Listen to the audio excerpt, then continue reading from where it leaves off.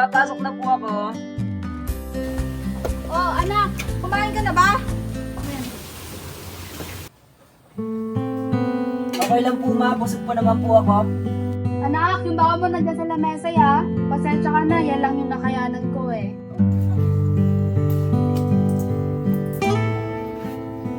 Naku inay, okay lang po to. Sobra-sobra na nga po to eh. Ako, ikaw talaga anak. Salamat sa pagiging maintindihin mo ha. Inay, asan po ang tatay? Magpapaalam na po ako. Sa bukid anak, nag-aalala. Sige po inay, yun na po ako. Ay, mauna na po ako. Sige na, mag-iingat ka, mag-aaral na mabuti.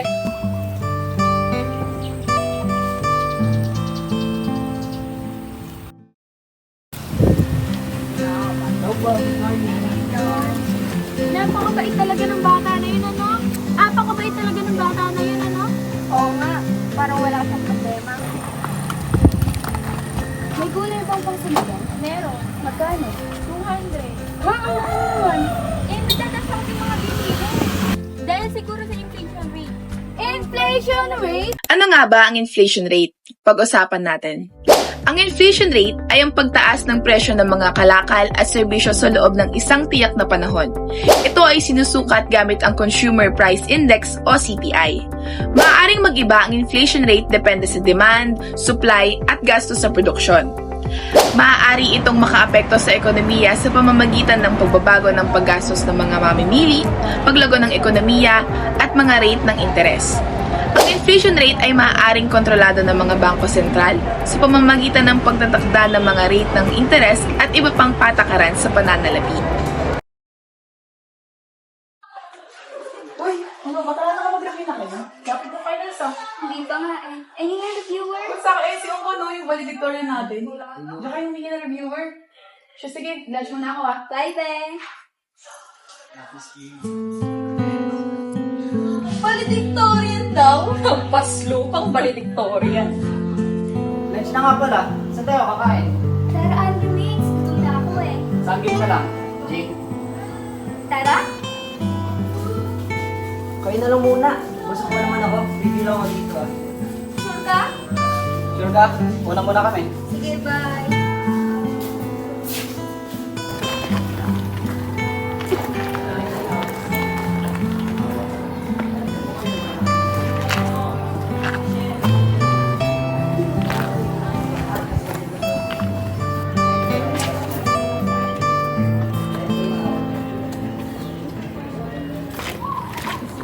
Nag-review ka? Wala ka siguro pang biling lunch, no? Di ba wag muna kayo? Siguro kahit tubig wala ka pang bili, no? Eto tubig. Hoy, sumusobra na kayo ah. Pumalis na nga kayo? Wala naman kayo ambag na matinong sa likunan. Oo nga, hindi lang kayo kung ano. Bro,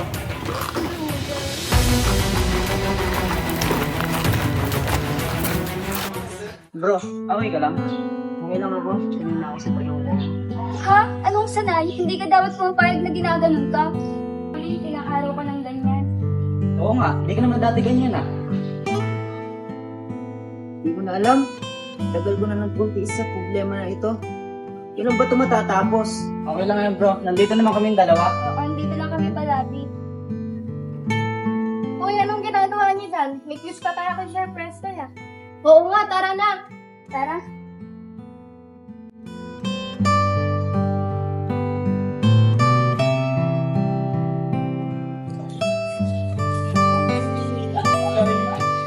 Ano nga ba ang mental health? Pag-usapan muli natin. Ang kalusugan ng isip ay ang ating emosyonal, psikolohikal at panlipunang kagalingan na kasing halaga ng pisikal na kalusugan. Maraming salik ang nakakaapekto dito at maraming karamdaman na magagamot. Ang malusog na pamumuhay at paghahanap ng tulong kung kinakailangan ay susi sa pagpapanatili nito. Mahalaga ang kalusugan ng isip dahil nakakaapekto ito sa ating pangkalahatang kagalingan, kakayahang magtrabaho at mag-aral, mga relasyon at pisikal na kalusugan. Ang pag-aalaga nito ay mahalaga para sa ating sarili at sa ating komunidad.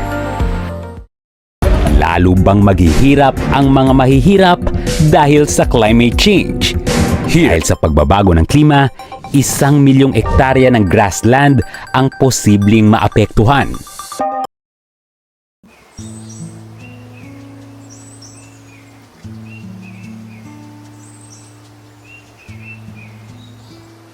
Ang daming nasirang pananim, paano na tayo nito? Hindi ko na nga alam ang gagawin. Malaking kabawasan to sa supply na kailangan natin para sa pampublikong bilihin. Malamang, tataasan naman ang mga bilihin dahil nasa mga gulay na pananim natin.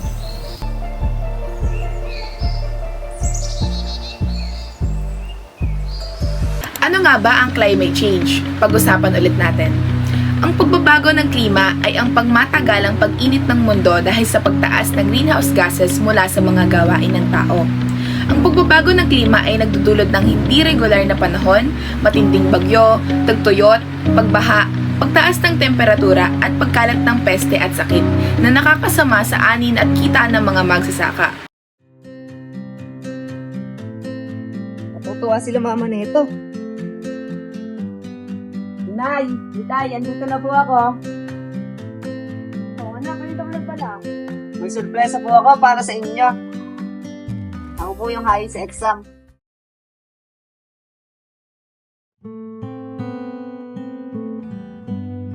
Oh, anak, umupo ka kaya muna. May gusto lang kaming pag-usapan yung tatay. Ano po yan, ma? Nalugi ko sa buko natin. Hindi ko na alam kung saan nakukuha ng gastusin natin. Ay malamang din anak, itataas ang presyo ng bilihin. Hiling sana namin sa'yo na kung pwede tumigil ka muna sa pag-aaral. Hindi na kasi namin kaya anak mapag-aralin ka. Tayo naman! Iniis ko lahat! Ngayon pa ba tayo susuko? Alam ko naman anak, maunawaan mo kami. Hindi na talaga namin kaya eh. Nay!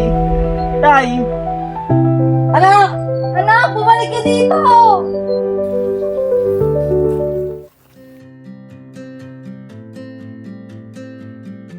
Sige, dito na lang ako. Mauna na ako. Ay, tara muna tumambay sa inyo. Ayoko pa umuwi. Bukas na lang siguro. Marami pa akong gagawin. Sure yan ha. Una na ako. Sige, ingat ka. Paano? Dito na ako. Oh, andiyan ka na pala, Kiray. Lasing ka na naman pa. O bakit? Anak lang kita. Wala kang karapatang magreklamo. Talaga lang pa? Hindi mo ba kayang magtino? Aba, sumasagot ka na. Anak ka lang sa bahay na to.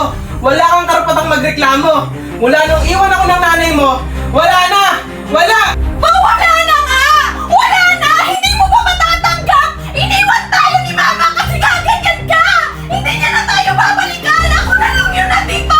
Pag-uwi ko, lilinisin ko pa lahat ng kalat mo sa bahay na to! Pagod na ako mag-aaral tapos lilinisin ko pa lahat ng kalat mo! Hirap na ako! Sinasabi ko sa'yo, anak lang kita, wala kang karapatang pakialaman ng buhay ko! Parang walang sapat. Walang sapat na pagmamahal. Walang sapat na proteksyon. Palagi akong natatakot. Natatakot sa kanya. Sa tatay ko, takot ang siyang nagiging kalasag ko. Sa sakit na muling baka dumating ulit. Tapang ko. Ngunit alam ko, darating ang araw na ang takot ko'y aking malalampasan at ang puso kong sugatan ay muling maglilihom. Magiging buo.